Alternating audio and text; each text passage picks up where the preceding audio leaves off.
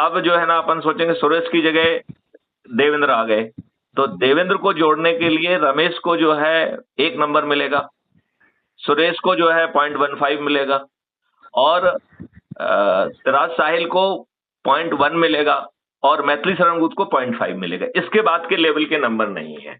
तो हम क्या कह रहे हैं कि जो आपसे जुड़े हुए लोग हैं उनको आपको आगे बढ़ाना है कि भैया आगे जोड़ोगे तो हमें भी नंबर मिलेंगे, और उस एक एक नंबर पे बड़ा महाद्वंद होने वाला होगा, क्योंकि वही जो है ना प्रधानमंत्री तय करेगा। और हमने ये बात भी आपको समझाई है कि सिराज साहिल जी, आपको हम प्रधानमंत्री नामित कर देते हैं, फिर भी आपकी दुष्टता आप नहीं कर पाएंगे। आप जो है 5 मौलिक अधिकार और 21 लक्ष्यों के सामने एकदम असहाय होंगे, और उसके लिए हमें कुछ नहीं करना, कोई संविधान नहीं बदलना है, थोड़ा सा काम करना पड़ेगा केवल। हम पार्लियामेंट और उनके बिजनेस रूल बदल देंगे, जिसमें ये रहेगा कि कोई भी चीज ना तो मेंबर, ना ही मंत्री, ना ही मुख्यमंत्री, ना प्रधानमंत्री, कोई पार्लियामेंट या विधानसभा में नहीं ला पाएगा, उसे एक रिफाइनमेंट की प्रक्रिया से गुजरना पड़ेगा। और अभी तक हम 4 प्रक्रियाएं कह रहे थे, हमने अब एक प्रक्रिया और जोड़ दी है, ब्यूरोक्रेट की। भाई देश के ब्यूरोक्रेट जिनको इतना अनुभव है, उनको भी तो बहस करने दिया जाए, उन्हें क्यों बाहर रखा जाए? अभी तक हमने ब्यूरोक्रेट्स की बात नहीं कही थी। अब हमने एक लेवल जो है, देखिए इसको इस तरीके से रखा जाए कि पहला लेवल है उन लोगों को पारदर्शी तरीके से एम्पैनल किया जाएगा जिन्होंने उस विधा के लिए अपनी जिंदगी लगा दी है। तो हर विधा के लिए अलग अलग टास्क फोर्स होगा। ये चीज जो है टास्क फोर्स के पास पहुंचेगी, और टास्क फोर्स उसके ऊपर खुली चर्चा करेगा। बंद कमरे में एयर कंडीशन में मैथिली शरण गुप्त से ब्रीफिंग लेके कोई बात नहीं करेगा। वो लाइव चर्चा होगी, जिसमें पूरी दुनिया पार्टिसिपेट करेगी और अपनी बात भी रख पाएगी। इस 5-15 दिन के जो है महामंथन से जो निकल के बात आएगी, उससे मैथिली शरण गुप्त के मॉडल में पहला सुधार किया जाएगा।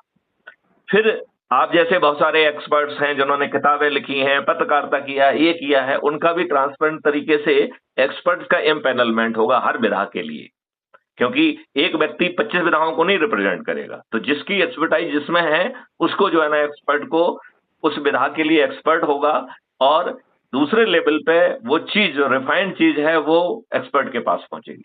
एक्सपर्ट को लाइव टेलीकास्ट में 15 दिन तक चर्चा करना है, और उस दूसरे महामंथन से जो चीज निकलेगी उससे मॉडल से 2nd डिग्री का रिफाइनमेंट होगा। फिर सभी चैनल्स पर रीजनल भाषा में, इसमें उसमें आम पब्लिक को जो है ना अपनी बात कहने का मौका दिया जाएगा। और आम पब्लिक तो बेचारी जो है कुछ समझती है कुछ नहीं समझती है, उसके पहले ब्यूरोक्रेट को मौका दे देंगे। तो ब्यूरोक्रेट जो है ना एक पारदर्शी तरीके से वोकल और अच्छे जो है ना ब्यूरोक्रेट्स को आइडेंटिफाई किया जाएगा, एम्पैनल किया जाएगा, उनको ये दिया जाएगा, और वो उस पर चर्चा कर पाएंगे और दुनिया उसमें पार्टिसिपेट कर पाएगी। तो तीसरे लेवल का रिफाइनमेंट पब्लिक से होगा, ब्यूरोक्रेट्स का। फिर चौथे लेवल का रिफाइनमेंट आम पब्लिक का होगा, जो 45 दिन चलेगा सभी चैनल पे। तो पब्लिक होशियार चाहे ना हो, अपना हित तो समझती है, वो लेमन भाषा में अपनी चिंताएं कह पाएगी, शंकाएं कह पाएगी, कुशंकाएं कह पाएगी, और टूटी फटी भाषा में अपना जो है ना सुझाव भी रख पाएगी। उससे जो चीज निकल के आएगी, उससे चौथी डिग्री का रिफाइनमेंट होगा। अब सिराज साहिल जी, आपने प्रधानमंत्री की शपथ ले ली है नंबर 1 आने के बाद, अब आपको 5वें स्तर पे मौका मिल रहा है। तो सभी प्रधानमंत्री, सभी मुख्यमंत्री, सभी मंत्री, सभी विधायक, सभी सांसद, जिला पंचायत अध्यक्ष, मेयर, पार्षद और पंच सरपंच, ये 5वें चरण में इतने सारे लोग जो है अपने अपने लेवल पे डिस्कोर्स करेंगे, लाइव चर्चा करेंगे, और उनके 5वें पे जो चीज निकल के आएगी उससे 5वीं डिग्री का रिफाइनमेंट होगा, और ये रिफाइंड मॉडल फिर पार्लियामेंट में या विधानसभा में जाएगा, जिसपे चर्चा होगी, और वो पास होगा। वहां पर एक एक पॉइंट पे फिर से चर्चा होगी। अब मैं आपको बता रहा हूं, इस मॉडल में सिराज साहिल, यदि आप दुष्ट हैं और प्रधानमंत्री की शपथ ले चुके हैं, आप मुझे बताइए क्या आप गड़बड़ी कर पाएंगे? मैं आपसे पूछ रहा हूं, आप गड़बड़ी कर पाएंगे? अब मैं आपको कुछ बताऊं? नहीं, पहले तो इस बात पे प्रतिक्रिया दीजिए कि जो ये इस प्रक्रिया से रिफाइन होके जो भी आ रहे हैं, वो गड़बड़ी नहीं कर पाएंगे। हाँ, नहीं कर पाएंगे, लेकिन अब आपको जो है मैं अपना एक्सपीरियंस नहीं, इतनी बात से आप सहमत हो कि नहीं? पहले हाँ, यहाँ तक तो सहमत हैं, यहाँ तक सहमत अब हम आपको एक बात और कहना चाहते हैं कि किसी व्यक्ति ने मुझसे कहा कि साहब भाई आपकी इतनी लंबी प्रोसेस है, अभी तो आपने एक चरण और जोड़ दिया ब्यूरोक्रेट वाला, राइट? तो इसमें तो समय लगेगा। आपका 2-2.5 महीने जो है ना खिसक जाएंगे, राइट। तो यदि आपकी इमरजेंसी आ गई तो क्या करेंगे आप? तो हमने कहा बहुत सरल काम है, संबंधित जो है ना उसको इमरजेंसी घोषित करना होगी और फिर इमरजेंसी मॉड्यूल जो है ना ऑपरेशनल हो जाएगा। इमरजेंसी मॉडल में हर चीज रिकॉर्ड की जाएगी। जैसे ही इमरजेंसी खत्म होगी, बिना किसी के उत्पात के, बिना किसी के, हर डिसीजन रिव्यू किया जाएगा। और यदि डिसीजन सही नहीं हुआ तो साहिल भाई जेल में जाएंगे आप।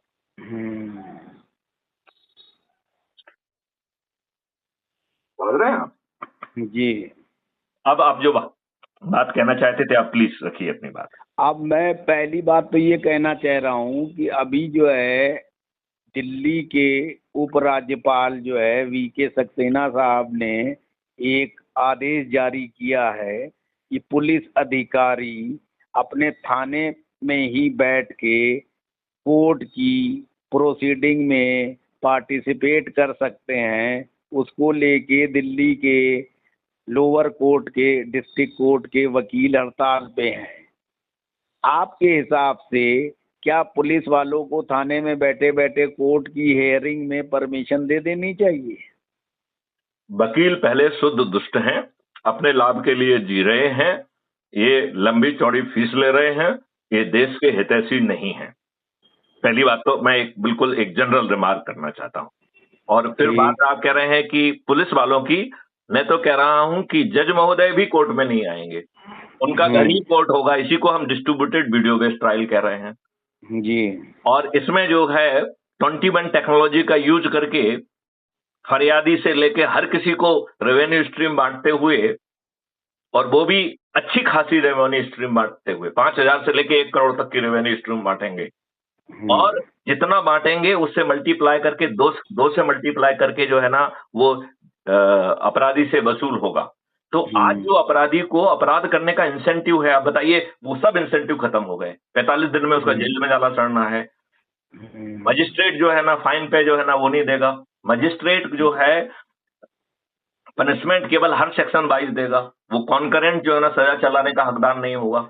तो आप यदि एज्यूम करिए आपने 6 सेक्शन में अपराध किया है, तो अलग अलग जो भी उसमें आपका इम्प्रिजनमेंट होगा वो जुड़ेगा। तो यदि आपको 2-2 साल का जजमेंट वो है और आपने 10 सेक्शन में अपराध किया है तो 20 साल की सजा होगी आपको, राइट। और फाइन आप लगाएंगे नहीं, फाइन कहां से होगा? फाइन कैलकुलेट होगा। तो जितना धन बांटेंगे उससे 2 से मल्टीप्लाई करके जो है ना वो वसूल किया जाएगा। तो आधा धन तो चला गया बटने में, आधा धन भारत सरकार के पास आ रहा है। तो मैं यही तो कह रहा हूं कि जो आधा धन भारत सरकार के पास आएगा, भारत सरकार जो आज सभी साधनों से कमा पा रही है, इसका 10 गुना अकेला इसी मॉडल से आ जाएगा। 10 गुना। अच्छा, अब एक सवाल, ब्यूरोक्रेट्स को जो है आप शामिल करने की बात कर रहे हैं।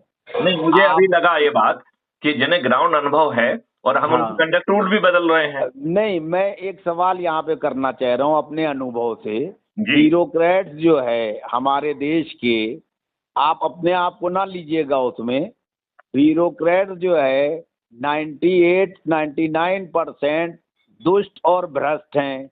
वो मंत्रियों और सांसदों को और उद्योगपतियों को प्लानिंग बताते हैं, रास्ता बताते हैं कि किस तरीके से भ्रष्टाचार करके, जनता का उत्पीड़न करके ज्यादा से ज्यादा तुम पैसा इकट्ठा कर सकते हो। तो ब्यूरोक्रेट्स को इस अभियान में शामिल करने से बहुत बड़ा नुकसान होगा, एक।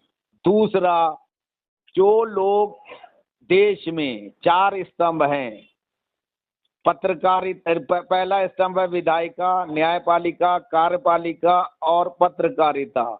ये चारों लोग जो है, मेरा जो अनुभव है पिछले 30 साल का, वो ये है कि ये चारों लोग अपने अपने कर्तव्यों का ईमानदारी पूर्वक निर्वहन नहीं कर रहे हैं, बल्कि चारों लोग एक दूसरे के हितों को साधने का काम कर रहे हैं और एक दूसरों के हितों के संरक्षक बने हुए हैं। राष्ट्र और जनता चाहे भाड़ में, ये लोग मिलकर लूट खसोट में लगे हैं। पत्रकारिता, जिस पेशे से मैं स्वयं हूँ, पत्रकारिता का काम है विधायिका, कार्यपालिका और न्यायपालिका की कमियों को उजागर कर उनको एक सकारात्मक दिशा देने का प्रयास करना।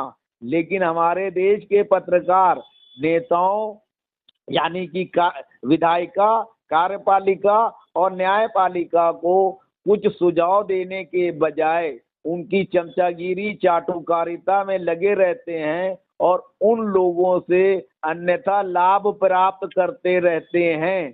कोई सत्ता का चाटुकार बना है तो कोई विपक्षी दलों का धन लेकर महिमा मंडन करता रहता है। ऐसे हालात में आपकी राजनीतिक पार्टी किस तरीके से जनमानस के बीच में अपनी उपस्थिति दर्ज कराने में कामयाब होगी, जहां सब तरफ भ्रष्टाचार और अन्याय और अव्यवस्था का बोलबाला हो और लोग जो है ईमानदार व्यक्ति को पसंद करने के बजाय चोर, उचक्के, बेईमान, बाहुबली, धन बल वालों को ज्यादा सम्मानित महसूस करते हो या यूं कहें सम्मान देते हो, इस पर प्रकाश डालिए। पहली बात तो आपने बहुत अच्छी बात कही